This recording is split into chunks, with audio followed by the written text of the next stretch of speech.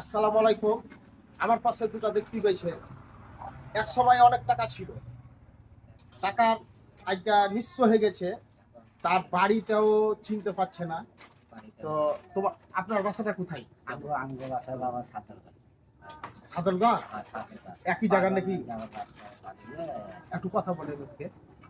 একই জায়গা, একই জায়গা। তো অবশ্য এরা আছে, এখন টাকা পয়সা নাই, মাথা অন্যরকম হয়ে গেছে, চিনতে পারে না। তো অবশ্যই যে যেখান থেকে ভিডিওটা দেখবেন, ভিডিওটা শেয়ার করে দিয়ে, তোমার শেয়ারের মাধ্যমে তো আর ফ্যামিলির কাছে জেনে ভিডিওটা যায়, জেনে খুঁজে পাই, জেনে একটা লোক যখন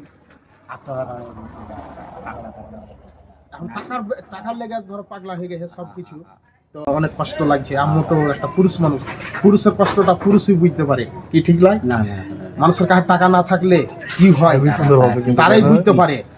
পেয়েছি তো এখানে থাকবেন, আমি করবো যেন আমি কাল জেনে তোমাকে ফের এরকম টাইমে জেনে পাই। তো খাওয়া দাওয়া কি কিছু করেছো? না, আমি কি খাবে? বিস্কুট টিস্কুট খাবে? না, ভাত খাবো ভাই। ভাত খাবে? ঠিকই দোকান আছে, তোমাকে ভাত খিলাবো কয়েন। তো বন্ধ করবে ওই যে আমার দোকানে ভাই, ওর দোকানে তো ভাত নাই, বিস্কুট দেন, হোটেল টোটেল সবই বন্ধ। হ্যাঁ টাইম শেষ, এই যে রমজান মাস। এই যে বিস্কুটটা খাও, দা পানি খাও।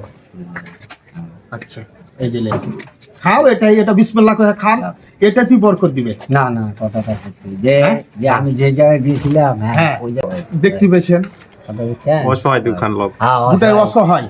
কথাটা ঠিক। তার মুখ থেকে শুনেন। আচ্ছা বলেন, একটা কিছু বলেন তো দাদা এখানে। যে অথবা যে ওরা এমন জায়গায় ছিল যে মাছ মাংসের সব কিছুই খাইতো, অথবা ডাল পানিতে খাইতো না। আমরা এত স্পেশাল লোক ছিল, বড় সার ছিল আমাদের যে আগে যে প্রধানমন্ত্রী ছিল। হ্যাঁ আগে এদের অনেক কিছুই ছিল, এখন কিছুই নাই, কথাবার্তায় বোঝা যাচ্ছে। এখন আমরা আচ্ছা বুঝতে পারছি। নাই। হ্যাঁ, পয়সা থাকেন, নাই। দোয়া করছি যেন তোমরা কি যেন তোমার ফ্যামিলির কাছে যেন যায়। হ্যাঁ, দোয়া করি ভাই। দোয়া করেন আল্লাহ যেন তার ফ্যামিলির কাছে যেন পৌঁছে, সেই ব্যবস্থাটা করে দেন। না মেলায় কথা বললাম, এখান থেকে বিদায় নিচ্ছি। আল্লাহ এই হাফেজ। এমন করে ভাই।